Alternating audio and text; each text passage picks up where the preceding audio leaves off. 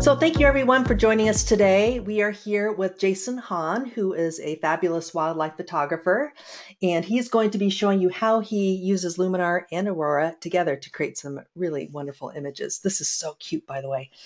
We have Abba Shapiro here, who is also going to be hosting. So really excited to have Jason join us today. And welcome as well, Abba. Well, thank you, Jason. I'm really excited about this. And what's unique about there's a lot of unique things about this webinar that we get to talk to you with. One, we don't often get to see wildlife presentations. So just learning a little bit about, how you do and are able to capture what you do. Sure. And another unique thing is that you use Aurora, that you actually do multiple brackets and toning in Aurora and then take it into Luminar. So Yes. the fact that you mix those is pretty cool. So without further ado, Jason, tell us a little bit about yourself and how you got into wildlife photography and what you do, and then we'll step into some processing. Certainly. I'm a wildlife photographer for about 15 years now. And the short answer is I got into it through bike rides with my son. The long answer is I had just moved to Florida and really hadn't done photography before and was telecommuting when he was about 2 years old. And we would take bike rides through the local parks each day. And he would be in the carrier on the back. And about 5 minutes into the ride, I'd feel his little head hit me in the back as he fell asleep. So the bike rides were an opportunity for me to see all the new animals, trees, things like that that I'd never seen before growing up north. So I started carrying a little point and shoot camera, and pretty soon the bike rides became an excuse to just go take photos because I knew he'd go to sleep. And I have been doing it ever since. What a great reason to start. Yeah. So we've hung out a little bit a couple months ago, and Yes. you tend to crawl around a lot and hide in bushes to do this. Yeah, they find that a little strange at the mall, but out in wildlife photography, it's a very normal thing. But yeah, I guess I would call myself a full contact photographer in that I will pretty much walk, crawl, hike, climb, anything to get close to the shot. And, as an example for this particular shot on the screen, I was knee deep in pretty mucky, nasty wetland water because that's where these birds like to nest. But that to me is part of the fun. And I learned very early on to do my own laundry in our household because coming home smelling like a swamp isn't the best thing to share with your loved ones. And yeah, it is simultaneously the hardest job I've ever had, but also absolutely the most fun. And I can't imagine doing anything else. Hey Jason, question for you. I noticed in your bio you went to university and studied, but you didn't mention what you studied for. Oh, yeah. I don't think a lot of people will even be able to guess this because it has absolutely nothing to do with what I do now. I'm actually a drumroll criminal justice major. And in my past life, I worked private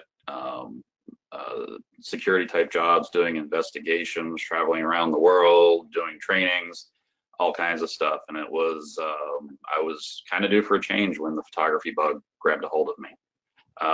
And then since then, I've gotten pretty broadly educated on nature and wildlife. I'm a Florida Master Naturalist, which is a 120-hour course on Florida ecosystems.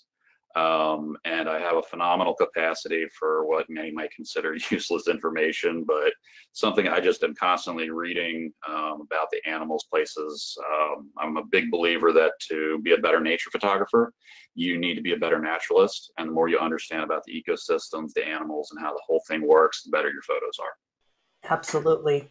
And by the way, we're already getting some questions about this lovely image here. If it was a bracketed image or a single image that you captured. Yeah, this particular image is a single.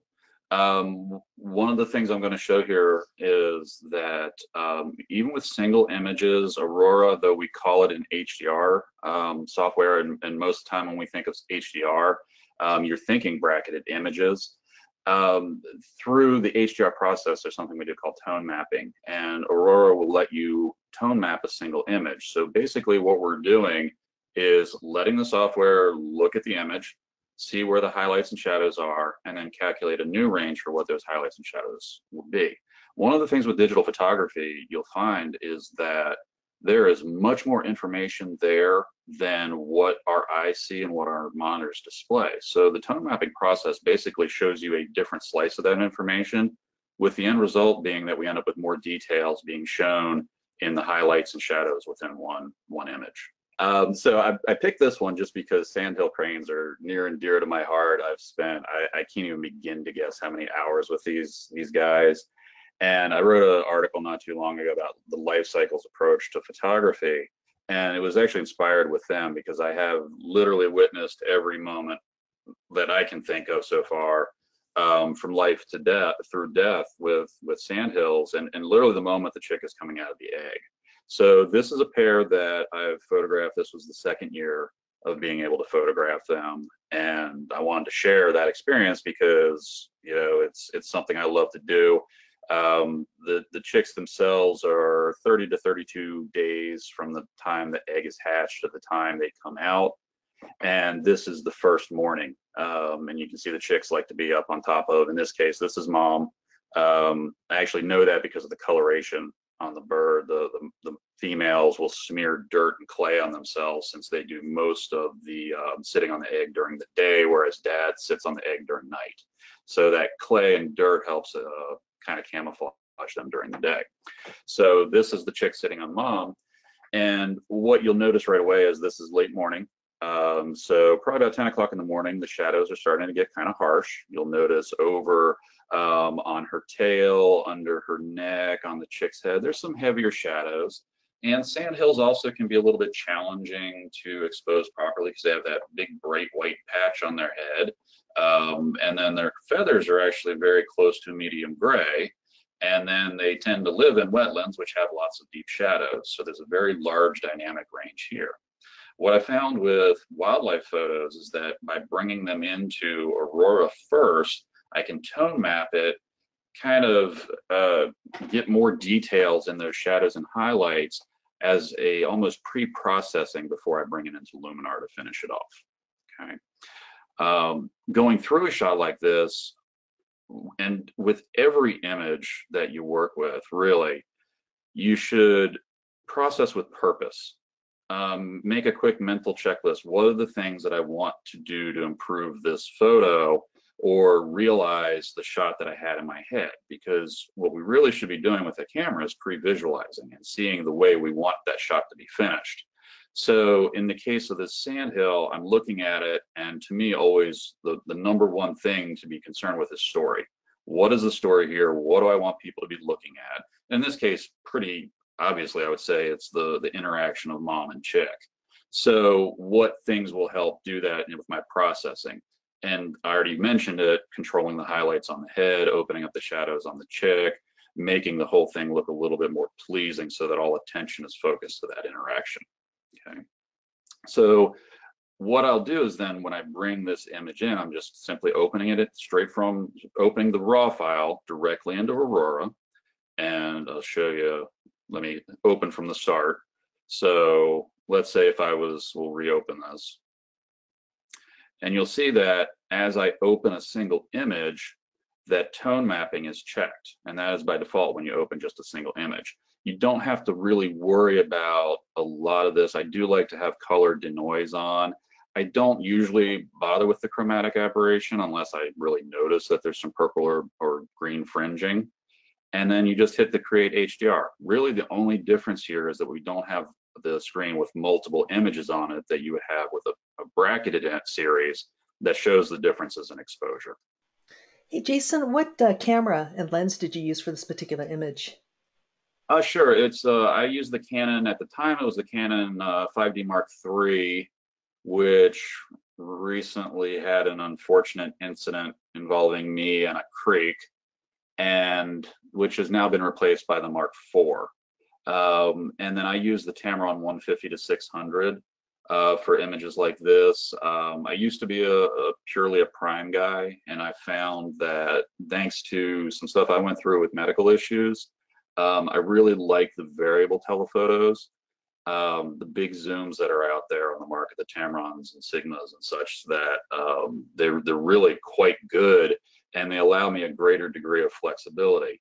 A situation like this with a prime, if I want to change my composition a whole lot in terms of making the animal bigger or smaller in the frame, I've got to walk. Walking through wetlands can be challenging, and I certainly don't want to. This is a sensitive situation. You know, this is a nesting animal. I don't want to cause any disturbance or stress. These birds are used to me.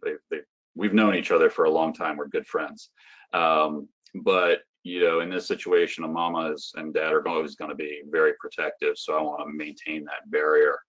So typically I'm shooting at the 600mm range, but it does give me the ability that when, let's say, dad shows up at the nest and he flies in, I can go wide without actually having to back up to include the whole family at the nest.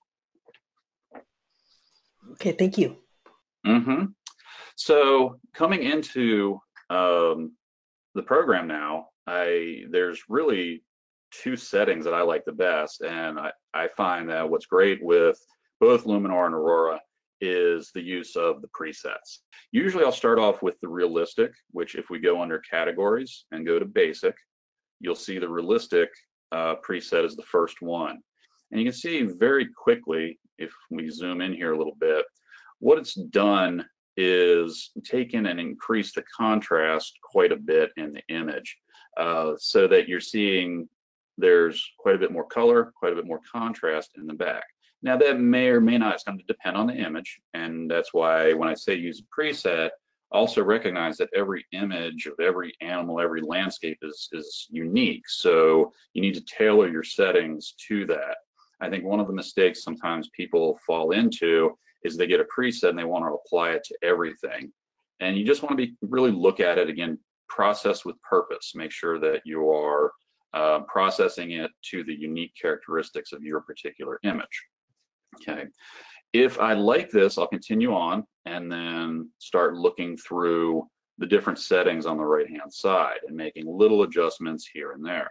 I may also add a layer to this and actually mask off certain parts to create different effects within it. The other one that I really like in terms of presets is the Smart Enhancer. And I'll find that I actually may use this, I probably use this a little bit more. The AI is very impressive in my opinion and does a really good job at figuring out what exactly it is that the image needs. So with any of them, and really with any sliders, I tend not to like sliding things all the way to the edge, and I'll tend to back off a little bit, usually in the 80 to 90 range.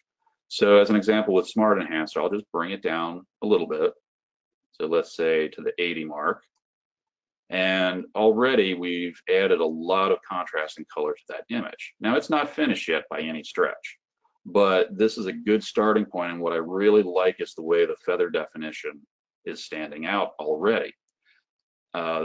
What I don't particularly love is the background. I want to keep that a little bit more blurred. So I will come in and mask that off and actually keep that at a lower contrast, maybe even desaturate it just a little bit. So as I'm looking at this now, I'm also noticing that there's a little bit of a color cast. I think the saturation's a little high. One of the big things with wildlife photography is being true in your colors. And it's really, really tempting, especially if you've done a lot of landscape photography. The trends are towards very saturated, very warm images. And quite honestly, I'm guilty of it as well because you know, they sell well. People love those on their living room walls. But when dealing with wildlife photography, you want to make sure that the image is true to the actual animal, especially if your work is going to appear in educational publications. As an example, I have a lot of images in textbooks or field identification guides. You certainly don't want your sandhill showing up with like a bright purple head and blue eyes. That would be really, really off. So we want to make sure that those colors are still true to the original animal, and that's where I'll go in and look at the specific color, maybe slide that down a little bit, and then look at different parts of the image to determine if it's, again, helping tell that story, if we are showing the things that need to be shown. Just bring that contrast up a touch.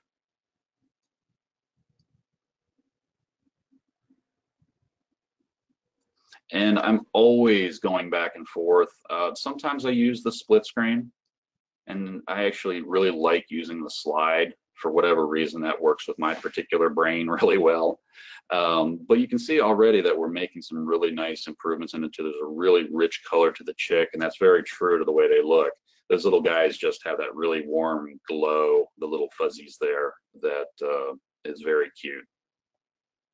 So having gotten the initial layer pretty close to what I wanted, now I'll start doing specific things to the image to refine it, okay? At this point, I could stop and bring it over into Luminar to do that, or I could stay here and do some of those things. So it's really, that becomes more of a personal choice of which you like better.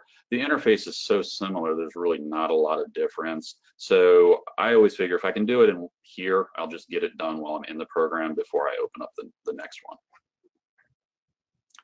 So now in this case, I'm going to add a new adjustment layer, because my goal now is to bring down that contrast in the back that I wasn't in love with, okay?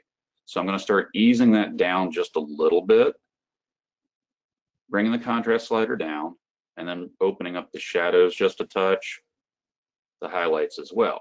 But you can see it's also done that same adjustment to the whole image. So this is where I'm going to use masks, and masks are really one of my favorite features in this program. To add a mask, we're just going to click on the layer itself that we're working on.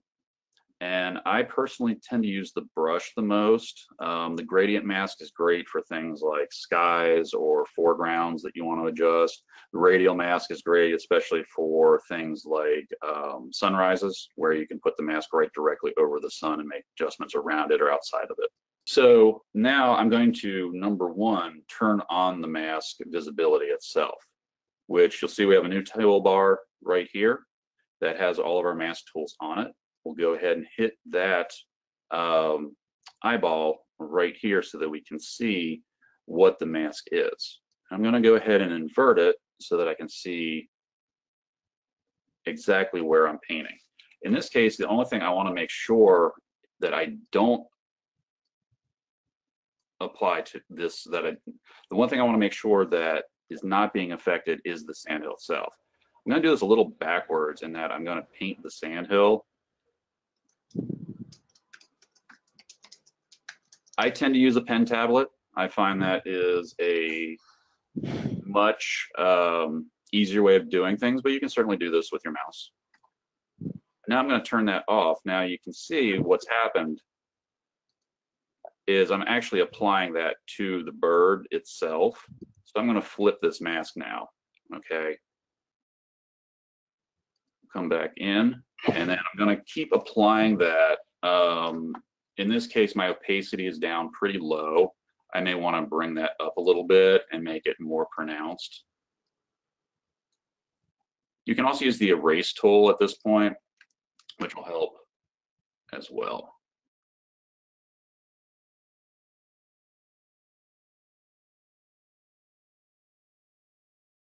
If you find that you've got areas like this that you've accidentally painted out, using your brackets, you can increase or decrease the size of your paintbrush. And that's where I'll get in and do very specific adjustments. Right in there, right in there. You can see this is a really quick process. Turn that off. Okay, so now you can see how we've adjusted down the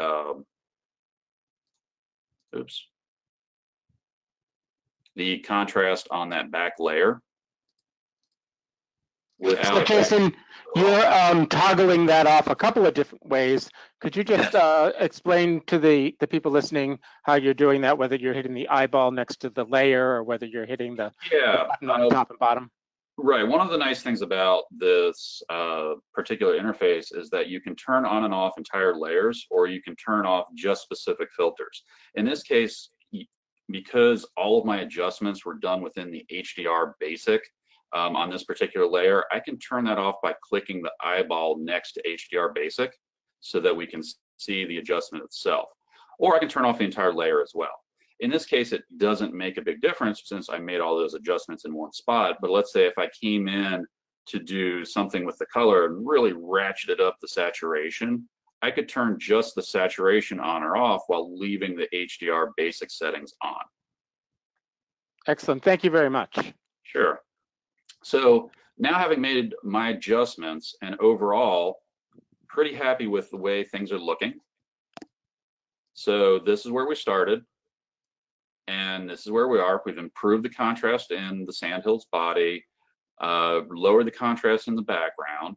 And then what I'm going to do at this point is one last thing, which is refine my composition and get the crop close to where I want it for this particular image. This is the crop tool. You'll see it's up here, or you can use the hotkey of C to access it. And in this case, what I really want to do is make the bird a little more pronounced in the frame. Dealing with a lot of megapixels here, so even by cropping, we'll still be able to produce high quality prints and files for publishers. And in this case, I love that it has already the rule of thirds overlay. I'm a big fan of the rule of thirds and golden ratios and things like that.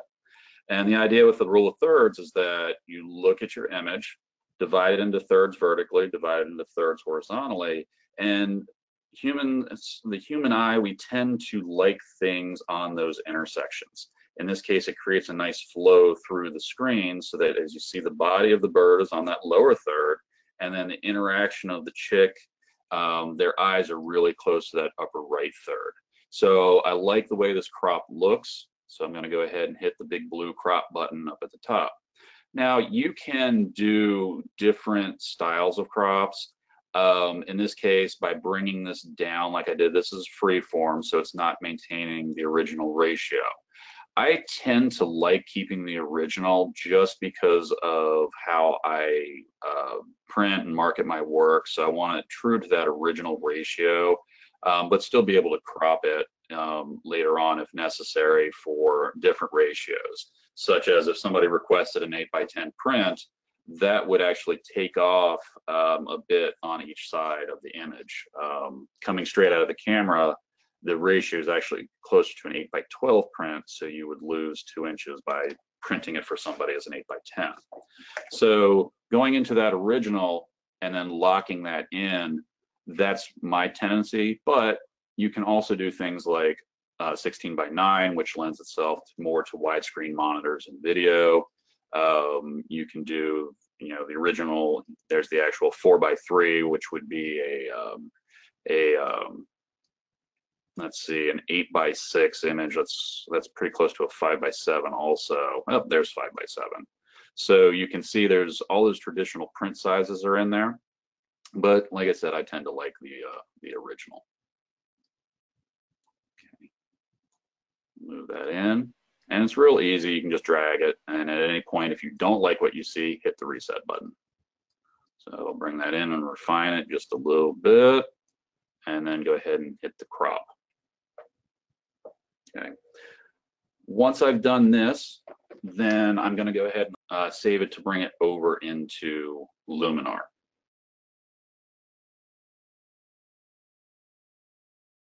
Now having brought in the file that we adjusted over in Aurora, I'll come in and start making some specific adjustments in here as well. So again, the focus for me is story. We want to make sure that everything is about that interaction, that those areas are really the best for that at their best for helping teach that story. Okay, so again, I'm still not in love with the dark area in the background. I'm probably going to blur and dull that down a little bit.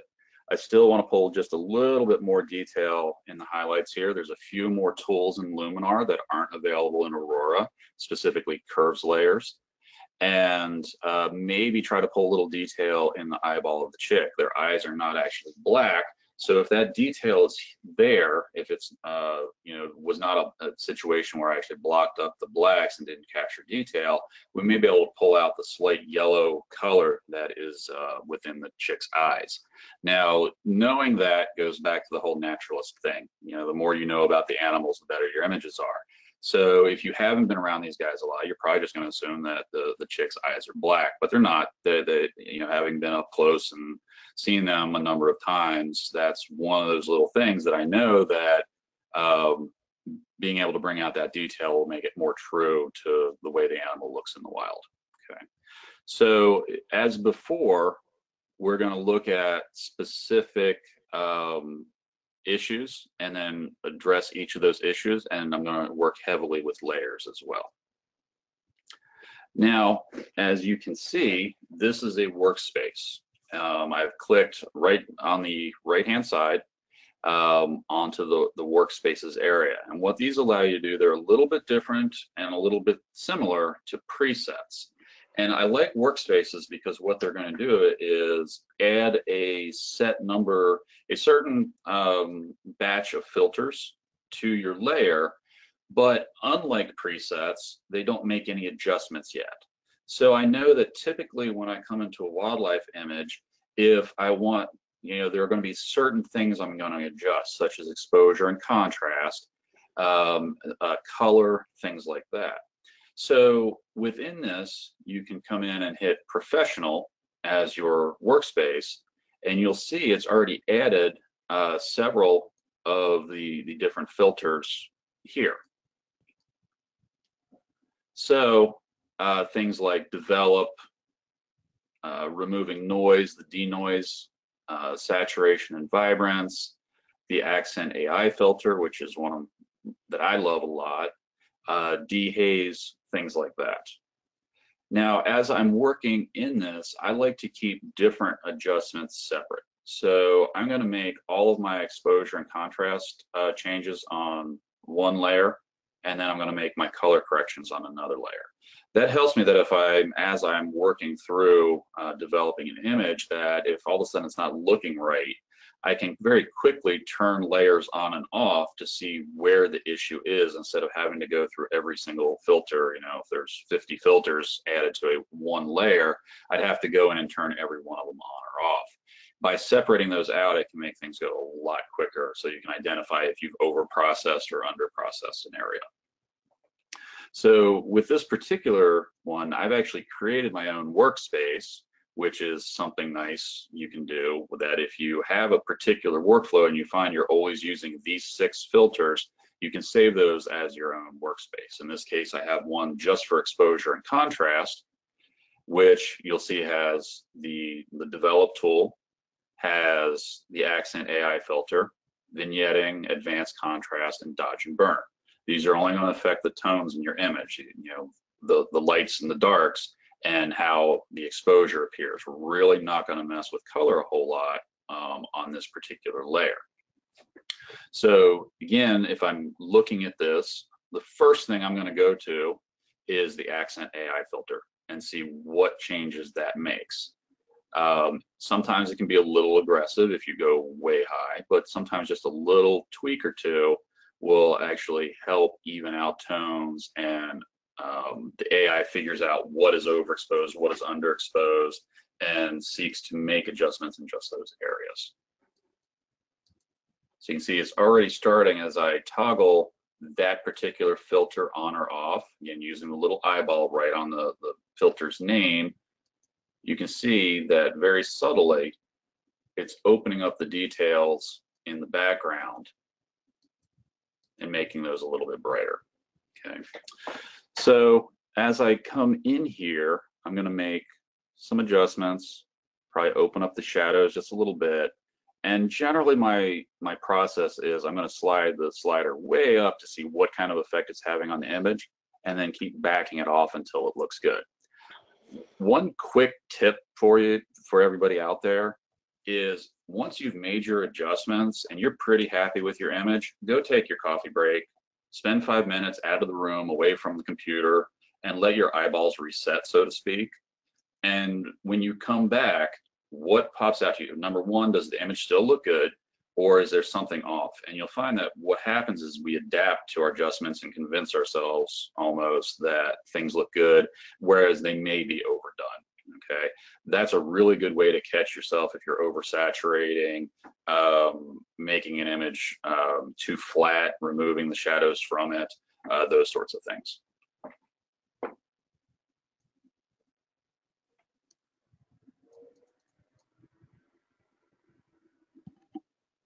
Okay, and just some basic adjustments here. See, there's our before and our after. Okay. So what has happened now, if we look at our after, there's the before. You can see we don't have nearly the detail up in the head, and the color's actually looking much nicer because we've removed some of the haze and contrast, and the Accent AI filter's done quite a lot of that. Okay. Jason, do you ever just go directly into Luminar without taking the step in Aurora? Yes, especially for lower contrast images.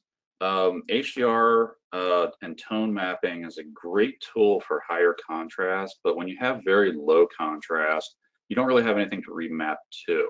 Okay, so if, let's say, very early morning, lower contrast light, where I want to retain the shadows, and that's one of the myths almost of the internet, is that shadows are bad in wildlife photography. Well, shadows define, they're what give things 3 dimensions. So you have to be careful by bringing it into the tone mapping that you don't flatten the image too much and make it look, too two-dimensional. Yeah, we're in a 2-dimensional media, but we really want things to look 3-dimensional. So very often in those types of images, I don't bother at all going into Aurora. And the same with like landscape images, fog images. You're really not going to get any, nearly the benefits of tone mapping that you will in a little bit higher contrast images. So as you can see, I've done a bit of adjusting here. And now this is the point where I'll start and add another layer just to work on my color. Okay. So to do so, just go up to the layers up the top, right below the histogram again, hit your plus button, and we'll add a new adjustment layer. Now in my workspace, I'm going to pick the color one, which is again one that I created. That's based on the, it's multi-purpose. I actually use it for my black and white stuff as well. So you'll see anything that has to do with color is on this particular panel. Now in this case, I don't want to turn this to black and white. So I'm going to go ahead and scroll to the bottom where black and white conversion is. Click the eyeball to turn that off. Or visibility. I tend to use my own names for things. So with this layer being mainly focused on color, there are things in here that I want to take a look at and see, are there any adjustments to the colors that need to be made? One of the issues I see is that the feathers themselves seem a little bit warm, a little bit oversaturated, even though she was in fact covered in that particular clay and dirt that they love so much. That's where I'll come in and look at the particular hues and the luminance on all of these, saturation on all these, and maybe back some of them down a little bit. So as an example, just from experience, I know that this is a little bit orange. And you can see as I slide that up and down, I can see exactly where the orange is appearing. So I'm going to bring this down just a little bit, and you can see that that helps tone down the color on the feathers. Not a ton, maybe difficult for you to see over the webinar, but it does make a little bit of a difference. Okay. The same with hue. Sometimes things may take on a little bit of a magenta cast or a little bit of a green cast. So in that case, I'll slide my reds a little bit more towards orange, a little bit more towards magenta. There's not a lot of red in here, but you can see how it affects her head. And as I slide that over, how it can make it look very pink or very orange. In this case, I want to make sure my greens actually look green. So I'm going to bring my greens up a little bit. and also make sure my yellows look good. So again, just little adjustments here and there. A lot of that is, it's like salt and pepper. It's to your personal taste. Just make sure you're taking that break and getting away from the monitor so you can make sure you haven't over adjusted things. Okay. So as I've gone through all of this, and again, we don't necessarily need to go through every one because I'll make sure we have the time to answer questions too, but you can make a lot of not just technical corrections, but creative choices as well on this panel. Now, one of the things I wanted to show real quick, which I do a lot with wildlife, is the use of curves layers. And these are going to be very specific adjustments. Curves are a very powerful way to make tone adjustments for your highlights and shadows, but also to make some color adjustments as well. So I'm going to go back to my favorite here, adding a new layer. And again, we'll add a new adjustment layer. And now I'm only going to add curves. So I'm going to hit the Add Filters button over here on the right, the blue button, and I'm going to look for the curve itself. All right, and there's my curve. Okay. Now at this point, I'm affecting everything in the image, but there is a way to separate and only affect either the color or the tones, and that's through the use of layer blend modes. So what I want to do is, again, we're going to come back and look at exactly what it is in the image that needs to be adjusted and start working with the curves layer. In this case, if I want to deepen the shadows, or I want to open up the shadows, or if there's a very specific part of the image that I want to adjust, I can do that with this curve layer simply by clicking on the curve and dragging up and down. As you drag up, it moves that part of the tonal range, and you can see where it is down here at the bottom of the curves layer, gray being the middle, black being on the left, white being on the right. You can also slide those and press the range as well. A little bit kind of in the realm of tone mapping, but not exactly the same thing. If you don't like any of the adjustments that you've added at any of the points, just double click on them and it gets rid of that point. So in this case, I want to open things up a little bit and drop a little bit more detail on some of those shadows, but while maintaining the deepest of the shadows. So this is kind of a variation on what's called the classic S curve on curves, which is increasing your highlights a little bit, bringing down your shadows a little bit so that it overall creates a little more contrast in the image. In this case, I don't necessarily want to blow out those whites on the sandhill's head, so I want to make sure we're protecting those as well.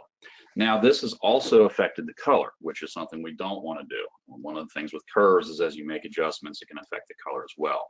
So for this particular layer, I'm going to come in right above the layers. We have a couple settings, opacity, whether to hide it, delete it, those sorts of settings. And then over here is the actual blend modes. And what this is telling is it's basically math formulas, how to compare the pixels on this layer with the pixels on the layers below. The default is normal. And then we go through a variety of different ones, which would be darkening, lightening. Then there are kind of a combined where it both darkens and lightens, which would be your overlay layers. And then some really specific ones with the difference and subtract. And then at the bottom, some that are tool specific. So they only affect one particular characteristic, in this case, hue, color, and luminosity. We're going to change it to luminosity. Okay, so now that we are only affecting the luminance values or the tones within the image, anything I do to color won't affect here. So if I were to adjust the curve on the red, it's not actually shifting the red per se, it's just shifting the tones within the red. But because I've changed its luminosity, if I were to add saturation, that wouldn't really have an effect on the overall look here. Okay. Jason, let me ask you a quick question. Sure. You've used some custom workspaces that you've created to really kind of increase your productivity. How did you create those? Oh, sure. Outside? What I did was, and really it's just looking at the way I typically work, and under custom workspace, Once you have added your particular filters, let's say I now have a curve set to, luminosity. I only want to have a curves layer. Under custom workspace, right below filters on the right-hand side, you come in and then we'll hit save as a new workspace. And now I'll name it, let's say curves layer. Okay. So if I come in and add a brand new layer, we'll add a new adjustment layer. And now as I go under clear workspace, you'll see the curves layer is there now. And all it does is add that filter. And what I noticed that it doesn't have the settings, it just has the yes. base. And that's the biggest difference between a workspace and a preset, is that a preset will have the settings. Whereas so let's say if I come in here and hit mild image enhancer, you'll see it's now changed. My workspace has changed and has a whole bunch of different filters, but those filters already have settings applied to them. If I come in and just do a workspace, there are no changes. It just adds the filter without any adjustments. Thank you so much. That's helpful. Okay. So getting back to this guy, make a couple quick adjustments here. So it looks good to my eye. And then I'll change this to luminosity. And then if I feel that there's any issues with the color, I can do that now as well, doing the exact same thing, but with a curves layer that is set to color. Get rid of that. And I'll set again to that workspace we just used. But now I'm going to change over to color. Okay. So now anything that I do, you can see it's not really changing the shadows or the highlights as I move this up or down. It's simply changing the values of that color. In this case, you're telling it whether the reds are red, or you're moving it towards the complementary color of that particular color. Okay. So if we're on the reds, as I move this down, things become more green, because in the RGB world, green is the opposite of a red, or actually in that case, it would be the CMYK is the opposite. So we're looking at things become a little more cyan. If I'm looking at green, you can see things become more green or more red. So this is where you can really fix color casts if you see things are really off in your image. In this case, there's not a ton of blue, but by making just a little bit of adjustment, you can see the body actually becomes more gray. Those blues that were there were moved more towards warm colors. The opposite of blue is yellow. The whole image was too yellow, in my opinion, so I want to move things towards more blue by making this curves adjustment and making it so that it only affects color by our blend mode.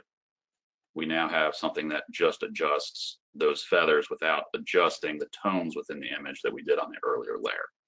Hopefully that made sense. I know that's a little technical, but well, actually, that's, a lot of people have, as they get more experience, they use curves, but I don't think many people use curves with a blending mode with luminance and color. And I think that's a really great little tip for people to work with as they get more and more experienced in developing images. And this is the unfortunate part. We have hit an hour, and I know some people have allotted only a certain amount of time for this webinar, and you are a wealth of information. And I definitely want to have you back for hours and hours, because there's so much we can learn from you.